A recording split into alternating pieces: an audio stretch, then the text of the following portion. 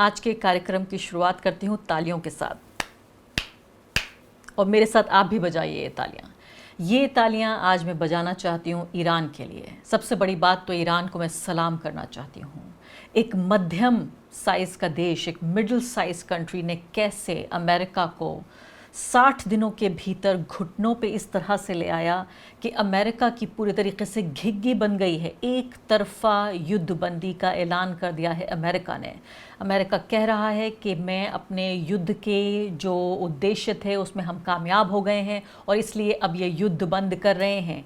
Operation epic fury, यानी जो गुस्सा आ रहा था उनको, जो फ्यूरी थी, वो ख़त्म हो चुकी है, चूँकि ईरान तो जीत चुका है। अब यहाँ खबर सुनिए आगे आप। ऑपरेशन एपिक फ्यूरी को बंद कर दिया गया है, यानी ईरान के ऊपर ये जो बहुत गैर कानूनी तमाम अंतर्राष्ट्रीय नियमों की धज्जियाँ उड़ाकर जो जंग की शुरुआत की गई थी, वो जंग अब ख़त्म हो रही है। अमेरिका की तरफ से ख़त्म हो रही है। ईरान इसको ख़त्म मानता है या नहीं, ये ईरान से सुनना पड़ेगा, लेकिन अब इसको सुनिए आगे आप। वो ये कह रहे हैं कि हमने तमाम तरह के जो हमारे उद्देश्य थे वो ऑब्जेक्टिव पूरे कर लिए हैं इस ऑपरेशन के, और हम अब कोई भी तरह के नए हालात नहीं पैदा करना चाहते। हम ये चाहते हैं कि हम शांति का रास्ता अपनाएं। आप ये बताइए कि ईरान के 90 मिलियन लोग आराम से अपने घरों में थे, काम कर रहे थे, वहाँ की सरकार चल रही थी, लेकिन अमेरिका को एक फ्यूरी, एक गुस्सा आया कि हमें वहाँ रिजीम चेंज करना है, हमें वहाँ सरकार का तख्ता पलट करना है, हमें वहाँ के न्यूक्लियर प्रोग्राम को बंद करना है,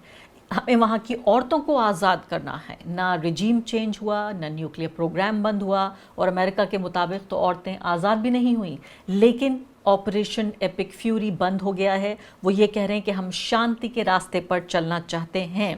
वो ये कह रहे हैं कि अमेरिका के राष्ट्रपति वो ये चाहते हैं कि ऐसी डील हो जिसके not that is so far not the route that Iran has chosen would prefer is a deal, यानी कि ईरान जो है वो एक डील के लिए, संधि के लिए तैयार नहीं हो रहा है। ये बात भी सुनिए। तो एक तरफा ऐलान कर दिया है ईरान के ख़िलाफ़ जंगबंदी का अमेरिका ने। यूएस ने अपनी जंग का खात्मा कर दिया है, और आप ये सोचिए कि इस जंग के आखिर होने तक अब तेहरान एक नई सुपर पावर है। ये बात मैं पूरी जिम्मेदारी के साथ कह सकती हूँ कि दुनिया की बड़ी सुपर पावर बन चुका है ईरान, और ईरान का जो नाम है वो इतिहास की किताबों में दर्ज होगा।